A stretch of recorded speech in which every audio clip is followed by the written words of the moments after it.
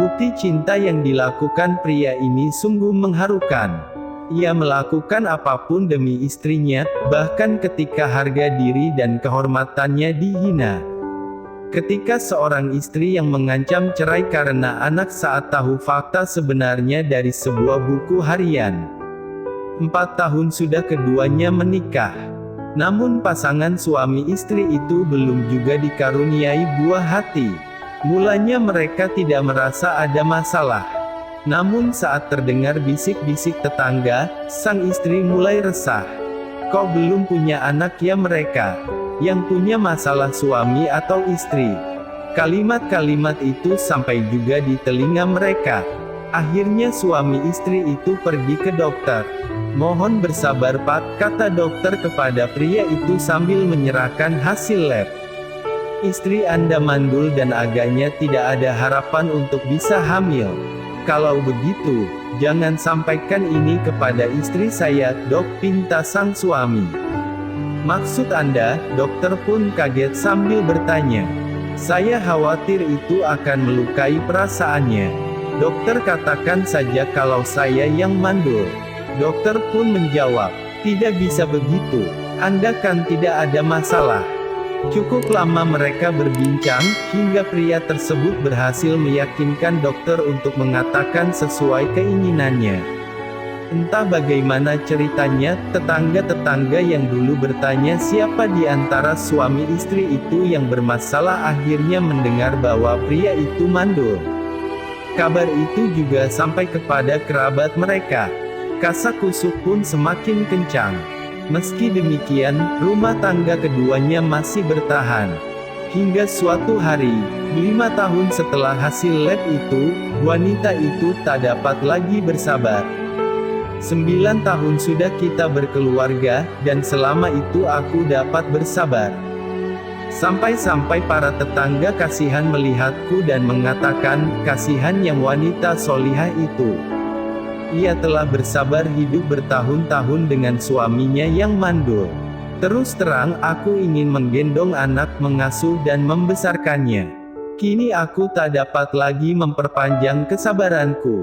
Tolong ceraikan aku agar aku bisa menikah dengan laki-laki lain dan mendapat anak darinya," kata sang istri kepada suaminya. Sang suami dengan sabar mendengar tuntutan itu sambil menasehatinya. "Ini ujian dari Tuhan sayang, kita perlu bersabar." Mendengar nasihat tersebut, emosi istri sedikit mereda. "Baiklah, aku akan bersabar. Tapi hanya 1 tahun. Jika berlalu masa itu dan kau tidak juga memberiku keturunan, ceraikan saja aku."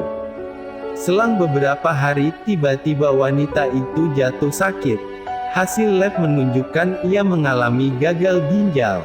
"Ini semua gara-gara kamu," kata wanita itu kepada suaminya yang saat itu menungguinya di rumah sakit. "Aku terus menahan sabar karenamu. Inilah akibatnya. Sudah tidak punya anak, kini aku kehilangan ginjalku," sambungnya. Sang suami tidak menjawab. Ia terus menyabarkan sang istri.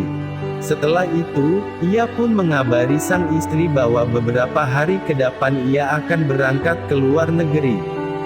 "Apa? Kau akan pergi ke luar negeri?" kata wanita itu dengan nada tinggi. "Iya." Esok harinya ketika sang suami berpamitan kepadanya.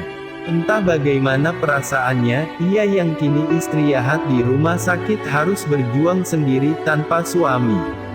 "Ini tugas dinas, sayang, dan sekaligus aku akan mencari pendonor ginjal buatmu."